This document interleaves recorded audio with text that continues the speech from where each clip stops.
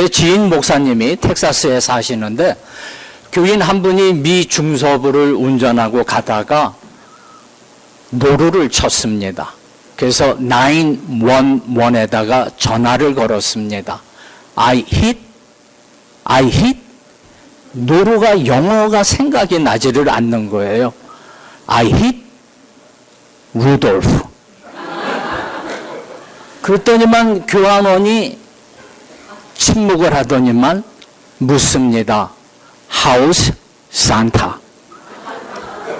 아주 재치 있는 그 대화 이야기를 들었습니다. 저는 뉴저지 침례 교회에서 지금 33년째 목회를 하고 있습니다. 목회를 하는 동안에 첫 25년 동안 한 집사님 가정이 있었는데 한 12번 나갔다가 그러고 들어오신 가정이 있었습니다. 저 오늘 우리 전도사님과 우리 집사교회 성도랑 같이 왔는데 이민 목회를 하면서 한 집사님 가정이 나갔다가 다른 교회 다니다가 그러고는 또 들어오고 이러기를 13번. 그러면서 저를 많이 훈련시켰습니다. 저의 가치관을, 저의 세계관을 바꿔주기 시작했습니다. 모든 인간은 월드뷰, 세상을 바라보는 관점이 있습니다. 우리가 믿는 하나님은 유일한 신 하나님이죠. 세상의 관점은 신에 대해서 없다, 다신을 믿습니다. 성경적인 가치관은, 세계관은 이렇습니다. 이 세상에 있는 모든 만물들은 하나님이 창조하셨다. 근데 세상에는 그렇게 보지를 않습니다. 진화했다. 사람을 어떻게 봅니까? 우리는 믿음의 대상이 아니라 사랑의 대상으로 하는 것이 하나님의 성경적인 가치관이에요. 제가 부임을 하고서 한 1년이 되어서 그 집사님 가정이 말을 만듭니다. 교인이 한 80-90%가 그 성도에게 다 빠졌어요. 새로 부임한 젊은 목사. 33년 전이면요, 제가 35살 때입니다. 젊었죠. 근데 그러면서 하나님이 저에게 가르치는 거예요. 성경적인 가치관을 갖게 합니다. 품어주라고 하나님이 저를 가르칩니다. 우리 최창선 목사님 영어 이름이 아마 샘 초이 맞습니까? 에? 조셉, 죄송합니다. 우리 하나님의 인도하심으로 제가 뉴욕에 있는 교회 담임 목사님이 공석이라고 우리 포코노 수양관에서 기도 집회가 있었는데 목사님은 플로리다에서 오시고 저는 뉴저지에서 올라가서 기도하다가 만났습니다. 이렇게 나누다가 뉴욕에 있는 교회에서 그 담임 목사 공석이어서 제가 알려서 이렇게 해서 뉴욕에 오게끔 됐습니다. 그래서 우리 최 목사님은 저보다도 손연배지요. 내 친구같이 또 동생같이 이렇게 사랑을 받았습니다. 그래서 항상 얘기하시는 게 내가 뉴요커가 된 것은 우리 문 목사 때문이다 하면서 번번이 올 때마다 대접을 했습니다. 자, 사무엘상은 우리가 알다시피 엘리 제사장, 이상하지요. 아주 고약한 제사장 밑에 이스라엘의 백성이 있었습니다. 알다시피 사무엘 선지자가 하나님 앞에 대단한 선지자입니다. 온 백성을 회개 운동을 시키며 영적 대각성을 이끌었던 7장의 미스바 대회개 운동이 시작이 됩니다. 그 틈을 타서 철제 무기를 가지고 있었던 이 블레셋 사람이 공격을 합니다. 하나님 앞에 도움을 요청하자 큰 우레로 블레셋 사람을 혼란케 하고 서로 쳐 죽입니다. 승리에 만끽한 그들이 에벤 에셀이라고 그들이 고백을 하며 단을 쌓았습니다. 아니, 이 정도가 되면은 이제는 하나님만 의지하고 살아야 되는데, 오늘 8장에 보니까 온 이스라엘의 백성들이 이렇게 얘기합니다. 사무엘 선지자에게, 이제 당신은 나이가 많으니 이제 은퇴하십시오. 당신의 두 아들은 사사로 세웠으나 파면시키세요. 그러면서 그들이 요구하고 있는 게, 우리는 왕이 필요합니다. 여러분, 사무엘 선지자는, 여러분 만약에 목회를 하고 있는데 온 교우들이, 모든 장로들이, 장로님들이 나는 하나님을 믿지만 세상 왕이 필요해, 세상에 돈이 있어야 되고 권력이 있어야 되고 번듯해야 돼 라고 외치는 겁니다. 그러면 저 같으면은요, 목회 접고 아마 떠났을 거예요. 근데 사무엘은 그렇지 않습니다. 오늘 본문에 보니까는 이렇게 말씀합니다. 6절에 왕을 주어 우리를 다스리게 하라. 그것을 사무엘이 기뻐하지 아니하였다. 하나님의 뜻에 이건 어긋나는 겁니다. 근데도 하나님 앞에 기도합니다. 하나님께서 뭐라고 하시냐면은, 너를 버린 것이 아니라 나를 버렸다. You know what? 하나님은요, 우리가 마태복음 25장에서도 이렇게 말씀합니다. 왕이 소자에게 냉수를 준 나의 형제들에게 한 것이 나에게 한 것이다. 하나님은 하나님의 이름이 있는 그곳, 하나님의 백성들에 일어나는 모든 것들을 하나님은 take personally, 개인적으로 받습니다. 내몰려라 하지 않습니다. 그러면서 백성들에게 왕이 되면 결국에 왕 때문에 이스라엘이 멸망한 거 아닙니까? 끊임없이 하나님이 선지자를 통해서 말씀을 전합니다.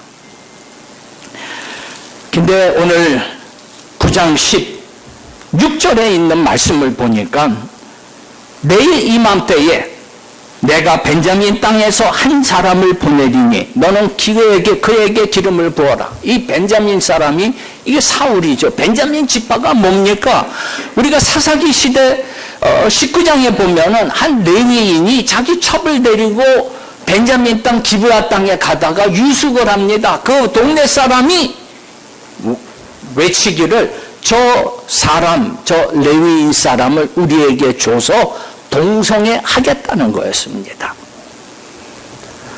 근데 그 집주인은 거절합니다. 나에게 딸이 있다, 처녀가 있다, 마음대로 하라. 결국에는 첩을 보내서 밤새 윤관을 당하고 죽습니다. 그 사건 때문에 이상한 거는요, 아니 레위인이 무슨 첩입니까? 자기 소견대로 행했던 그 시대. 그리고 그 시신을 12토막을 내어서 그러고는 12지파에게 보냅니다. 그래서 온 백성들이 골기합니다. 40만의 군대가 일어나서, 그러면요 벤자민 지파는요, 아이고 미안합니다, 회개합니다. 근데요 그들이 2만 6천 명을 모집을 하고 싸웁니다. 그래서 벤자민 지파는요 아주 회개치 않고 아주 자비하고 마음이 아주 돌덩어리 같은 사람들이에요. 처음 전쟁에서 유대인의 40만 명이 2만 2천 명이 죽었어요. 두 번째는 1만 8천 명이 죽였어요. 그들이 하나님 앞에 엎드러집니다. 세 번째 전쟁에서 가까스로 벤자민 지파의 사람을 다 죽입니다. 그때 남은 벤자민 남자가 600명이에요. 그들이 회의를 합니다. 우리가 딸을 벤자민 사람에게 주지 말자. 맹세를 합니다. 세월이 흘러서 11개 지파 사람들이 모여서 회의를 합니다. 아니 우리가 벤자민 지파랑 싸울 적에 그때 오지 않았던 길리앗 야베스 사람들 우리가 손을 좀 봐야겠다. 그래서 그들을 죽입니다. 처녀만 400명을 남겨둡니다. 11개 지파 사람이, 벤자민 지파가 이제 우리 형제들이 다 끝나게 됐습니다. 그래도 그들이 하나님 앞에 간구합니다. 우리는 맹세했습니다. 우리의 딸을 주지 않겠습니다. 그런데 길리앗 야베스에 있는 처녀가 400명이 있습니다. 그들과 결혼을 시켜 흐르고서 자손이 번창되기를 원합니다. 여러분, 사울이 가장 작은 지파에 미천한 집안이라고 한 이유가 거기에 있는 겁니다. 이 사울을 만납니다. 근데 하나님이 뭐라고 하면 그에게 기름을 부어라. 여러분, 사무엘은요, 자기 생각을 내려놓습니다. 하나님의 뜻에 어긋났어요. 분별력이 있습니다. 근데 그것을 내려놓고 하나님의 것을 받아들입니다. 하나님이 뭐라고 하시냐면 이렇게 말씀하죠. 내 백성 이스라엘의 지도자를 삼으라. 제가 하나님이라면 나를 버렸어요. 세상 왕이 좋다고 하는 거예요. 돈이 최고고 건강이 최고고 자녀의 성공이 있으면 나는 하나님 없어도 좋겠습니다 라고 하는 그들을 향하여 하나님은 내 백성이다. 저도 손자가 4명이 있습니다. 제 아내가 아이를 반기면은요, my children. 그리고 할머니들이 내 새끼들. 하나님이 우리를 그렇게, 이스라엘의 백성을 그렇게 보는 거예요. my children. 그래서 우리가 내가 기도를 구체적으로 기도했다고 해서 그것이 하나님이 100% 기뻐하시는 은혜가 아닐 수 있습니다. 히브리서 3장에 보면은 이스라엘의 백성이 광야에서 40년 동안 저들이 나의 행사를 보았다. 뭘 봤어요? 아침에 나가면 만나를 봅니다. 일용한 양식을 하죠. 물이 없으면 바위가 깨져서 생수. 이거를요, 남의 간증, 저 집사님이, 저 권사님이 안병에서 나왔대. 이거를요, 매일 내가 경험하는 거예요. 나의 행사를 40년 동안 보았다. 그러나 나는 저들을 향하여 열불이 난다. 노했다. 왜? 그들은 나의 길을 찾지 아니했다. 하나님이 나의 길을 찾지 않았다는 것은 성경적인 가치관을 뿌리내리지 않았다는 겁니다. 우리가 나중에 성경에 보면은 다윗이 하나님 앞에 선택을 받을 때 하나님이 이렇게 얘기하죠.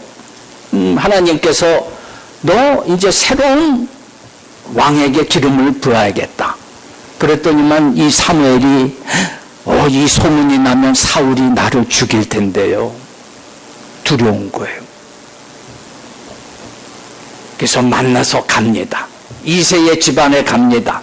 첫 번째부터 7 아들이 있습니다. 첫 번째 엘리압을 보자마자 이야, 이거는 하나님이 예비하신 새 왕이지. 하나님이 책망을 하죠. 외모로 보았다. 하나님은 중심을 보느니라. 여러분, 우리 살아가는 데 있어서 수많은, 여러분, 이새의 첫째 아들은요, 군인입니다. 그 시대에 좋은 직장으로서 엘리트 스펙이 좋은 사람들이었습니다. 그런데 그들을 택하지 않았습니다. 그 이유가 뭔지 아세요? 그 중심이 하나님이 기뻐하지 않았기 때문에 그렇습니다. 저는 우리 최창선 목사님 존경합니다. 칼 막스 바르트는 서재에 이렇게 그림이 하나 있습니다. 그 그림이 뭐냐? 손가락이 있습니다. 그 손가락이 가리키는 끝에 누구의 형상이 있냐? 예수님의 형상이 있습니다. 요한복음 3장 30절 He must become greater. 그는 흥하여야 하겠고 나는 쇠하여야 하리라. I must become less. 우리 목사님은 끊임없이 예수 그리스도를 가리키는 귀한 목사님인 것을 제가 증인합니다. 이러기 위해서 우리에게 새 출발은 무엇이냐? 사울이 오기 전날에 여호와께서 사무엘에게 알게 하시더라. 끊임없이 우리는 하나님의 사건 속에 성경적인 가치관을 품고 살아가는 새 인생을 살아가기를 축원합니다. 아멘.